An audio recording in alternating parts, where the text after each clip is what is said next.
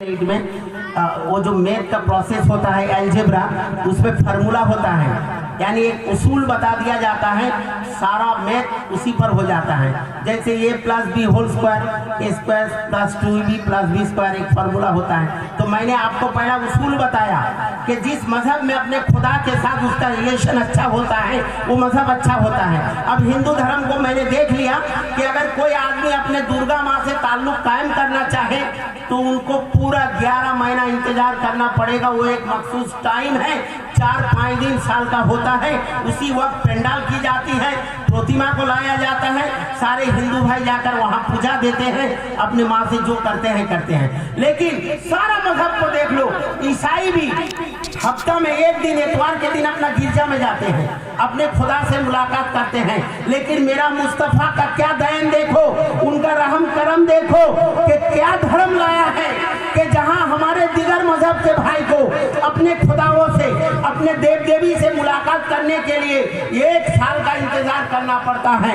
लेकिन मेरा मुस्तफा ने वो धर्म लाया कि मुसलमानों, तुम्हें अपने रब से मुलाकात के लिए 1 साल का इंतजार नहीं करना पड़ेगा, हफ्ता भर का इंतजार नहीं करना पड़ेगा, महीना भर का इंतजार नहीं करना पड़ेगा। हम रब्बुल इज्जत अपने मुसलमान बंदे को एक नहीं, दिन में 5 बार अपने मुअज्जिन के जरिए मस्जिद में ऐलान करके दावत देकर उसको मस्जिद में बुलाते हैं। बोलिए सुभान अल्लाह। एक दिन में 5 बार। अच्छा बताओ, दिन में हम कितना रकात नमाज पढ़ते हैं? जल्दी जल्दी बता दो, टोटल नमाज को गिनिएगा तो 48 रकातें होगी, 48 रकात। कितने रकात? 48। हर रकात में कितना सजदा करते हैं? 2 सजदा करते हैं। तो 48 रकात में टोटल कितना सजदा होगा बताओ? 96।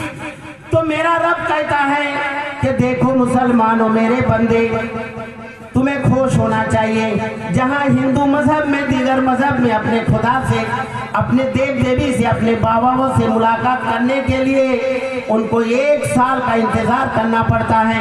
किसी मजहब में 1 महीना का इंतजार करना पड़ता है, किसी मजहब में हफ्ता भर का इंतजार करना पड़ता है। लेकिन मुसलमानों, तुम खुश हो जाओ, हमारे रब्बे कायनात से मुलाकात के लिए आपको 1 हफ्ता का इंतजार नहीं करना पड़ेगा, 1 महीना का इंतजार नहीं करना पड़ेगा, 1 साल का इंतजार नहीं करना पड़ेगा।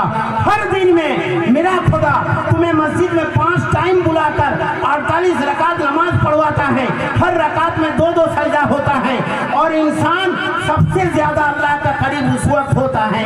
हदीस में आता है, व अक़रबु मा यकूनुल अब्दु मिन रब्बिही व हुवा साजिदुन फक्सिरुद दुआ औ कमा क़ाला अलैहि सलातु व सलाम। बंदा अपने रब का, अपने अल्लाह का, अपने खुदा का करीब उस वक्त होता है जब सजदा में होता है। तो दिन में अल्लाह ताला तुम्हें 96 मर्तबा अपनी मोहब्बत अता करता है, अपने सामने सजदा झुकाकर तुमसे ताल्लुक और रिश्ता कायम करना चाहता है। लेकिन ये बदकिस्मत मुसलमान की कि बताओ, 96 मर्तबा आपको मिलने का मौका दिया है, लेकिन फिर भी अगर दोस्ती ना हो तो हमारी बदकिस्मत।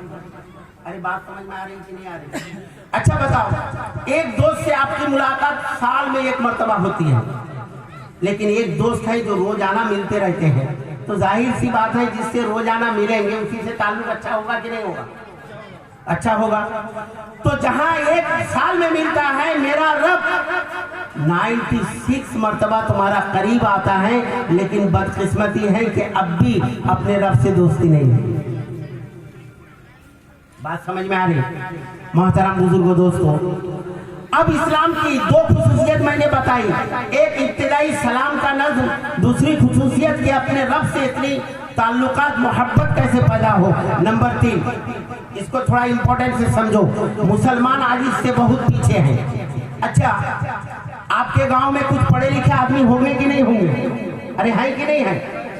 चाहे कॉलेज यूनिवर्सिटी में पढ़ा हो, चाहे मदरसा में पढ़ा हो, जाहिर सी बात है हर जगह का ये दस्तूर है कि हर पढ़े लिखे आदमी की इज्जत होती है।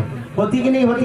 अगर आपका गांव में कोई BA पास, MA पास, MBBS, IPS ये सब डिग्रियां होल्डर कोई होंगे तो जाहिर सी बात है आदमी उसकी इज्जत करेगा। करेगा कि नहीं करेगा? तो इससे पता चला जो हर दौर में, हर जगह, हर स्टेट पर, हर कंट्री पर पढ़े लिखे आदमी की कदर होती है। तो इसके फुल मैंने बयान किया। अब नतीजा इससे निकाल रहा हूं, जाहिर सी बात है जिस मजहब में पढ़े लिखे को ज्यादा इंपॉर्टेंस मिला होगा, ज्यादा अहमियत मिली होगी, वही मजहब अच्छा होगा। अरे होगा कि नहीं होगा? तो सारे मजहब को देख लो टटोल कर, रिसर्च करके, कि इस्लाम ने तालीम में जितना जोर लगाया इतना जोर कोई मजहब नहीं लगाया। अरे बात समझे कि नहीं समझे? कहोगे मुफ्ती साहब ये दावा हुआ, दलील दो। दलील बिल्कुल तैयार, थोड़ा गौर से समझो। अच्छा बताओ, मेरा जो हिंदू भाई है उनका देव देवी का पूजा कौन करता है? कौन करता है? ब्राह्मण एक मतलब मखसूस कम्युनिटी है, एक मखसूस ग्रुप है उनका जो वही पूजा करेगा। उनके अलावा जो दीगर आदमी अगर संस्कृत सब्जेक्ट में पीएचडी भी कर लेता है, पूरी रामायण महाभारत याद भी हो जाती है, उसको पूजा करने देगा? हाँ, नहीं देगा। तो जितना ही हमारे हिंदू कम्युनिटी जोर लगाए जो एजुकेशन इज मोस्ट इंपोर्टेंट, उनका वो दावा झूठ है। जो तालीम ज्यादा अहमियत है, अगरचे वो मुंह में लगा रहा है, लेकिन उनका धर्म को टटोल कर देखेंगे, वहां तालीम की अहमियत नहीं है।